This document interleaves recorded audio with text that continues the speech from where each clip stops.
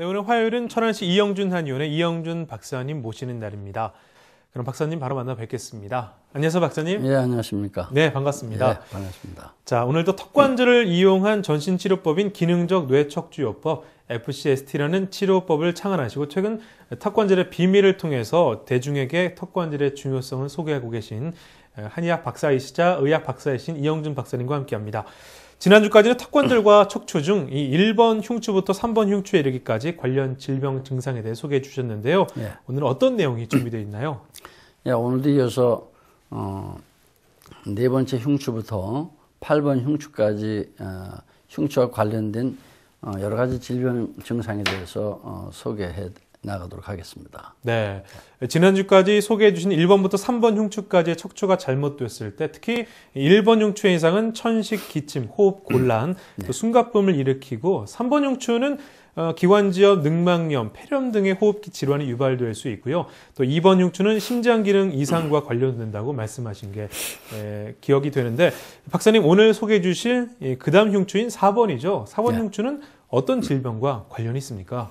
예, 4번 흉추가 틀어지게 되면은 그 옆을 지나는 척수신경이 주로 이제 쓸개의 총담관 그리고 담낭과 연관되기 때문에 담결석이나 담낭염 등의 어떤 담낭 질환이나 황달 또는 대상포진 등과 관련되고 있습니다. 네. 자, 그리고 또 다섯 번째 흉추는 이제 간을 비롯해서 모든 혈액 그리고 복강 신경과 관련되기 때문에 간과 관련된 모든 질환에 해당이 됩니다. 그리고 저혈압이나 빈혈증 그리고 혈액순환장애 등과 또 우리 신체 모든 관절염 그리고 고열이나 어떤 열병도 관련이 되고 있습니다. 그래서 4, 5번 흉추가 틀어지게 되면은 한마디로 쓸개와 간과 관련된 여러 가지 어떤 질병도 나타날 수 있다고 보겠습니다. 네. 박사님 이렇게 4, 5번 흉추에 문제가 생기면 쓸개와 관에 관련된 질병이 생기게 되는군요. 그럼 주로 어떤 종류의 질병이 이렇게 간 쓸개와 관련된 질병인지 좀 소개해 주세요. 예, 지방간을 비롯해서 간염, 여러 종류의 간염이나 간경변 그리고 또 간암 등이 가장 대표적인 질병이 되지 않을까 생각됩니다. 네, 그 지방간이라는 병명을 저희가 자주 쓰게 되는데 어떤 질병을 말하는지 좀 소개해 주시고요. 예. 어떤 원인으로 발생하는지도 좀 소개해 주시죠. 예, 간에는 원래 중성 지방 형태로 지방질이 약 5% 정도 존재하게 됩니다. 네. 그러나 간에 어떤 문제가 발생하게 되면은 과잉의 지방질이 전부 다 연소되지 못하고 간에 축적되게 되는데 보통 5% 이상의 지방성 물질이 간에 축적된 것을 지방간이라고 표현하고 있습니다. 그리고 지방간은 주로 과도한 음주나 어떤 비만 또는 당뇨병이 원인으로 작용하고 있는 것으로 현대학에서는 알려져 있습니다. 그리고 지방을 직접 섭취하지 않아도 또 쌀밥이나 어떤 당분이나 밀가루 음식 등을 많이 섭취했을 때 그 열량이 몸에서 축적이 되게 되면은 그게 지방으로 바뀌어서 간에 저장이 되면서도 또 지방간이 되기도 합니다. 네. 현대의학에서 말하는 여러 가지 운동보조기나 음주 또는 비만, 당뇨 등도 하나의 이제 지방간의 주요 원인이 될 수 있다고 저도 생각을 합니다. 그러나 그보다는 더 제가 생각하기에는 척추 4번, 5번 등뼈가 틀어지면서 그 옆을 지나는 신경이 눌렸을 때 간과 쓸개와의 어떤 관련된 통로가 막힘으로써 뇌와 간장 사이에 정확한 정보 전달이 잘 되지 않고 그리고 통신망에 어떤 문제가 발생되는 것이 오히려 훨씬 더 간장의 여러 가지 질병을 유발하는 가장 큰 원인으로 저는 보고 있습니다. 네. 박사님 그럼 간염은 왜 발생하고 종류별로 어떤 특징이 있습니까? 예, 간염의 주요 원인은 주로 바이러스로 알려져 있습니다. 네. 그리고 간염에는 일반적으로 A형 간염서부터 B형, C형, D형, E형 해서 G형까지 7가지 종류의 간염이 있습니다. 그리고 우리나라의 경우에는 간 질환의 한 80% 이상은 간염 바이러스에 의해서 감염되는 것으로 알려져 있습니다. 특히 A형이나 또는 E형, F형 같은 간염의 경우에는 음식물과 식수를 통해서 오염된다고 알려져 있고, 또 B형이나 C형, G형 같은 바이러스성 간염의 경우에는 혈액이나 체액을 통해서 우리 신체에 감염되는 것으로서 보고되고 있습니다. 예. 네. 그 박사님, 간염도 이렇게 그 급성 간염 중에서 어떤 종류의 가장 안 좋은 감염이 해당되는지 궁금한데요. 예. 그 여러 가지 급성 간염이 있습니다만 이들의 감염 경로와 예후는 혹시 알 수 있을까요? 예, 간염 중에는 급성 간염이 치료되지 않으면은 이게 보통 만성 간염으로 전변되게 됩니다. 네. 그리고 급성 간염의 종류도 A형 또는 B형, C형 등의 간염이 있습니다. 이 중에서 특히 A형 급성 간염의 경우에는 보통 유행성 질병으로 인해서 배설물이나 어떤 식수, 음식물이 오염된 후에 여러 가지 경로를 거쳐서 우리 사람들의 입으로 감염이 되는 것으로 알려져 있습니다. 그러나 치료 예후는 그래도 대체적으로 좋은 편입니다. 그리고 B형 급성 간염의 경우에는 주로 환자들의 혈액에 의해서 전염이 되는 것으로 알려져 있습니다. 특히 이제 요즘 이발소의 경우 공동 면도기를 사용해서 또 감염되는 경우도 있고, 또 집안의 어떤 목이나 이 벼룩 등에 의해서도 전염될 수가 있고, 침이나 소변, 담즙 또는 복수, 그리고 뭐 모유 등 사람의 모든 체액을 통해서 우리 신체에 전염될 수 있기 때문에 아주 가장 조심스러운 간염이기도 합니다. 또 C형 급성 바이러스성 간염이 있는데, 이 경우에는 대체적으로 수혈이나 어떤 혈액을 통해서 감염되는 경우가 대부분입니다. 그런데 이 C형 간염의 경우는 대략 80% 이상이 만성 간염으로 넘어가고, 그 후에 대부분 간경화나 또는 간암 등의 간 질환으로 진행되기 때문에 가장 위험한 간염군에 해당된다고 볼 수 있습니다.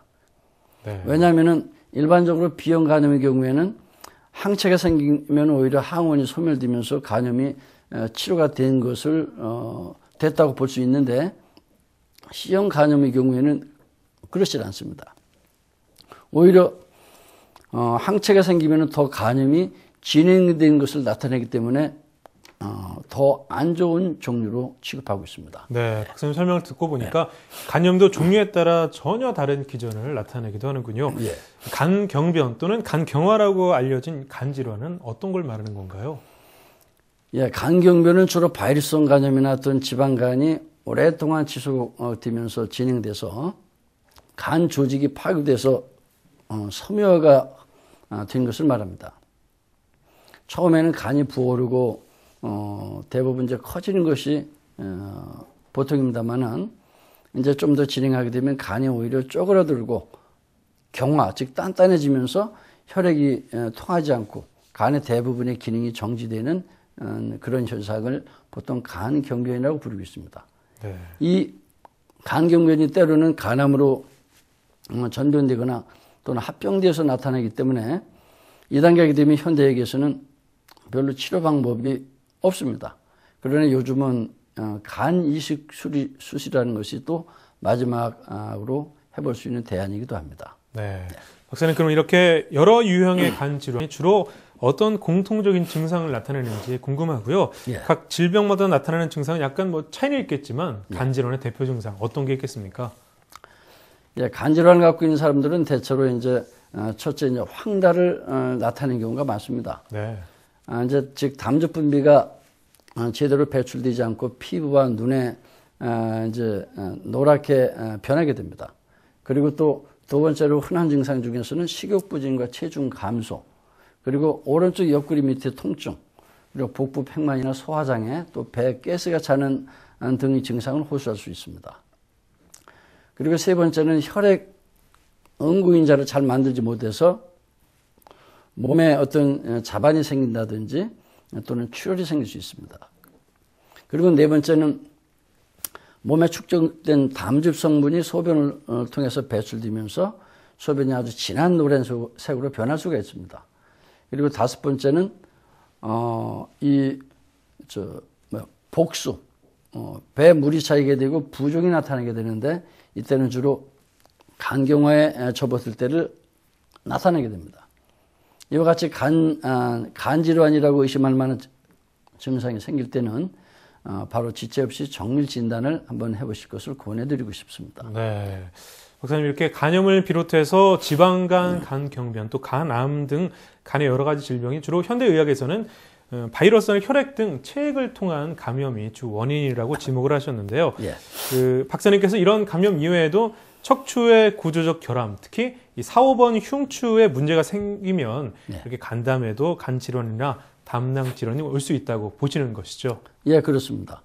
우리가 감기도 똑같이 감기에 걸릴 수 있는 환경에 노출돼도 누구나 걸리지 않듯이 네. 마찬가지라고 보고 있습니다.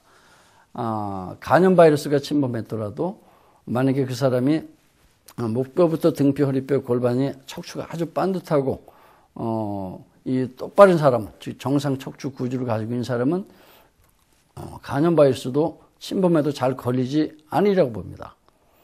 그리고 1, 2번 목뼈가 틀어지지 않고 또 4, 5번 등뼈가 틀어지지 않아 있으면서 각각의 척추가 정상 위치에서 있는 사람은 뇌신경계와 또 간, 쓸개간의 어떤 기능이 서로 공유되면서 정상적인 기능 활동을 하기 때문에 여간에서는 간염 바이러스 역시도 잘 걸릴 수 없다고 보고 있습니다. 말하자면 우리 뇌신경계와 척추의 유기적인 기능 활동이 원활하게 이루어진다면 우리 신체는 스스로 방어력을 형성할 수 있기 때문에 척추가 정상인 사람은 대부분 걸리기 어렵다고 보고 있습니다. 네. 이 박사님, 4, 5번 흉추가 틀어졌을 때 나타날 수 있는 간담 질환에 대해서는 이제 자세히 알아봤는데요. 예. 그러면 나머지 6, 7, 8번 흉추죠. 이런 흉추의 이상은 어떤 또 문제를 일으킬 수 있는 것인지요? 예, 여섯 번째 등뼈 옆을 지나는 척추신경은 위장과 관련되어 있고, 일곱 번째 등뼈를 옆을 지나는 신경은 또 췌장과 십이지장, 그리고 8번 등뼈 옆을 지나는 신경은 비장 및 횡격막과 관련되어 있습니다. 네. 그래서 여섯 번째 등뼈가 틀어져 있는 사람은 각종 위장장애 및 신경성 위장질환, 속쓰림, 위약, 가슴앓이 등 여러 가지 위장질환을 나타내게 되고, 또 일곱 번째 등뼈가 틀어져 있는 사람은 췌장, 십이장과 관련되기 때문에 위궤양 또는 십이장 궤양, 위염, 당뇨병 등과 관련되어서 나타나게 됩니다. 네. 그럼 요즘 흔히 겪는 소화기 질환의 대부분이 이렇게 4, 5, 6, 7, 8번 흉추의 이상으로 나타날 수 있는 증상들이군요. 예, 그렇습니다. 이 소화 기능에 문제가 생기면 등이 결리거나 하는 소화 속도 좀 안 좋고 그런 게 다 이유가 있는 것이군요. 예, 네. 그렇습니다.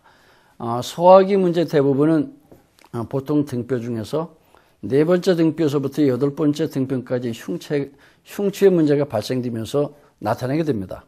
그래서 소화 기능에 문제가 발생되게 되면은 보통 명치 밑이 더부룩하거나 가스가 잘 차이고 헛배가 또 부르게 되고, 심할 때는 이 위장과 정반대쪽에 등 쪽이 결리고 또 아프게 되는 경우가 꽤 많이 발생합니다.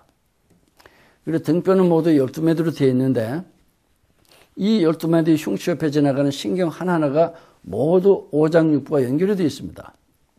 그래서 어떤 등뼈가 틀어졌냐에 따라서 어떤 장기가 고장나게 되냐가 달라지게 되는 것입니다.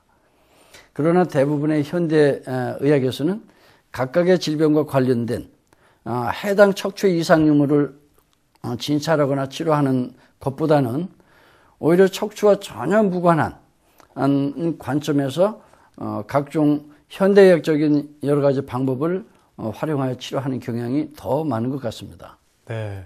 그럼 박사님께서는 각종 질병의 환자가 이렇게 내원을 했을 때 가장 먼저 어떤 치료에 임하신지 궁금하고요. 어떤 관점에서 환자를 진료하고 또 진단하시는지요? 예, 저희 클리닉에서는 모든 병을 진단할 때는 가장 먼저 그 사람이 갖고 있는 질병과 관련되리라 예측되는 척추뼈를 하나하나를 정확히 확인 진단을 줍니다. 네. 그래서 또 저는 사람의 모든 질병은 예외 없이 척추와 관련되어 나타난다고 생각하기 때문입니다. 척추뼈가 정상인 사람은 어떠한 세균 감염이나 사고가 아닌 한 어떠한 질병도 발생되기 어렵다고 보는 것이 저희 견해이기 때문에 그렇습니다. 네. 저도 박사님 강의를 쭉 들어오면서 척추의 중요성을 새삼 다시 깨닫게 됩니다. 예. 오늘 좋은 말씀 감사드리고요. 예. 좀 정리하면서 마무리 좀 해주세요. 예, 시청자 및 청취자 여러분, 여러분이 갖고 있는 대부분의 질병은 여러분이 척추 구조와 관련되어 있습니다. 관련 척추가 틀어지지 않고서는 사고나 특별한 어떠한 경우가 아닌 한 우리는 어떠한 질병도 발생되기 어렵습니다. 그렇게 되어 있습니다. 그러나 여러분이 갖고 있는 각종 질병과 관련된 여러분의 척추 구조를 무너뜨리는 또 하나의 원인은 여러분이 전혀 생각하지도 상상하지도 않았던 여러분의 턱관절의 불균형 구조에서 시작된다는 것입니다. 왜냐하면 턱관절은 24시간 단 1분도 쉬지 않고 움직이면서 침을 삼키는 삼킴 운동을 통해서 뇌의 기능을 활성화시키고 우리의 생명 활동을 가능하게 하는 유일한 관절이기 때문입니다. 그리고 뇌와 척추에 직접적으로 영향을 주는 아주 중요한 관절이기 때문에 그렇습니다.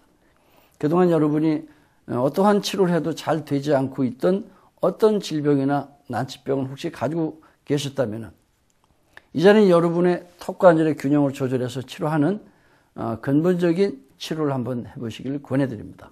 네, 감사합니다. 네. 오늘은 턱관절과 척추에 대한 8번째 시간이었습니다. 4, 5, 6, 7, 8번 흉추의 이상으로 나타날 수 있는 증상에 대해 알아봤습니다.